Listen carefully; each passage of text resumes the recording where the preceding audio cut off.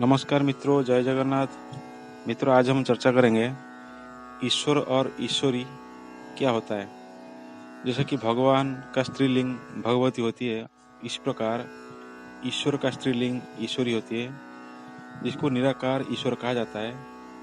और ये जो शब्द है ईश्वर और ईश्वरी, ये दोनों शब्द ईश धातु से बना है, यानी नियंत्रित करना है अथवा नियंता है, नियति जिसके अधीन हो। हम सब जानते हैं ईश्वर निराकार होते हैं और साकार भी। निराकार को कब कहा जाता है? जब ब्रह्म रूप में व्याप्त होता है तब ईश्वर को निराकार कहा जाता है। जैसा कि अनेक लोक है, अनेक ग्रह नक्षत्र भूमंडल है, तो सबको कुल मिला के ईश्वर का आधिदैविक रूप कहा जाता है। ये श्रीमद् भागवत पुराण में वर्णित है। और निराकार ब्रह्म जो जिसका कोई आकार नहीं होता है, यानी उसको हम किसी में भी नाप नहीं सकते, वो स्वयं प्रकटित होते और साकार रूप धारण करते। उनके अंदर पूरा ब्रह्मांड समाहित है, तो इस ब्रह्म रूप को हम निराकार ब्रह्म कहते हैं। इधर का प्रश्न आता है, निराकार होते हुए भी सर्वशक्तिमान कैसे? सर्वशक्तिमान होने के बाद फिर आपको शरीर चाहिए आपका शक्ति को प्रयोग करने के लिए।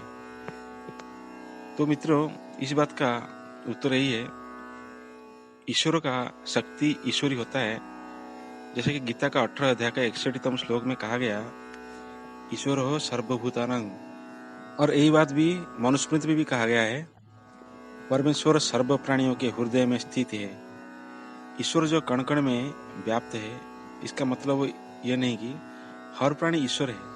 जैसा खून में लोहे की अंश है, जिसको अंग्रेजी में आयरन कहा जाता है, इसका मतलब खून लोहा नहीं है।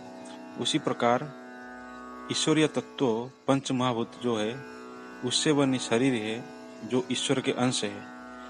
शरीर को जल अणु की जरूरत होती है, उसी अणु को ब्रह्माणु बोला जाता है, यानी उसी अणु ही एक प्रकार का ब्रह्म है।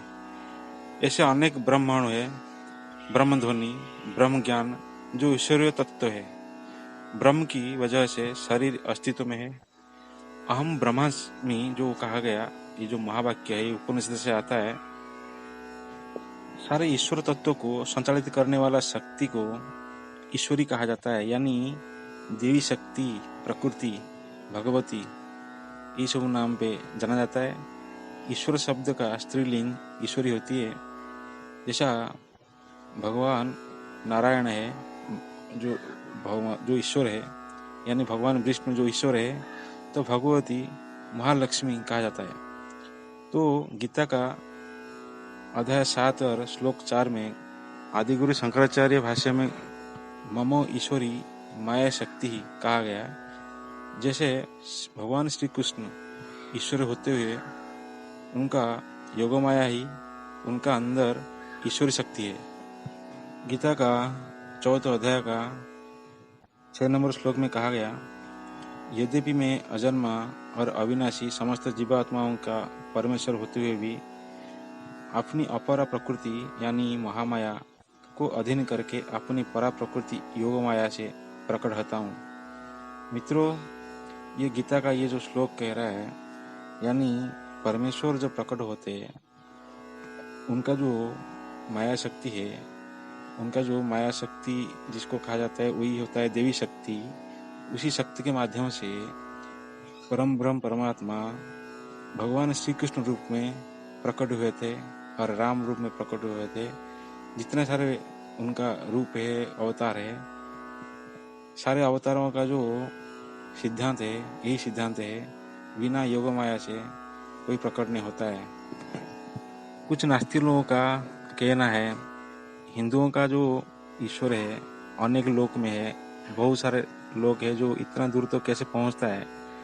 हिंदुओं का जो प्रार्थना हो, हिंदुओं का जो श्रद्धा हो, भक्ति हो, जो बुलाते हे प्रभु, यानी जैसा कि भगवान नारायण लोक में है, यानी संकर्षण लोक में है, या विष्णु लोक में भगवान विष्णु है, गोलोक धाम में भगवान कृष्ण है, या शिव लोक में भगवान शिव है, तो वहां तक हिंदुओं का आस्था कैसे पहुंचता है? हिंदुओं का जो दुख दर्द, जो श्रद्धा, आवेग, ये कैसे इतना दूर तक पहुंचता है, उनको कैसे पता चलता है? तो मित्रों, ये मूढ़ व्यक्तियों को ऐसे ही जवाब देने का एक ईश्वरी शक्ति होता है जो ब्रह्मांड में फैला हुआ है। और ईश्वरी शक्ति वही होता है जो, जैसा कि एक बच्चा पैदा होता है माँ के गर्भ से, वो बच्चा के लिए उसका माँ गर्भ होता है आदि शक्ति। तो ईश्वर का जो अंतर्निहित शक्ति है, उसी शक्ति के माध्यम से ईश्वर को उनका भक्त का जो आवेग भरा जो श्रद्धा है, जो उनका प्रार्थना है, ध्यान है, ये सब उनके पास पहुंच जाता है। तो मित्रों, ये वीडियो आपको कैसा लगा आप कमेंट बॉक्स में लिखिए, शेयर करिए, सब्सक्राइब करिए, लाइक करिए।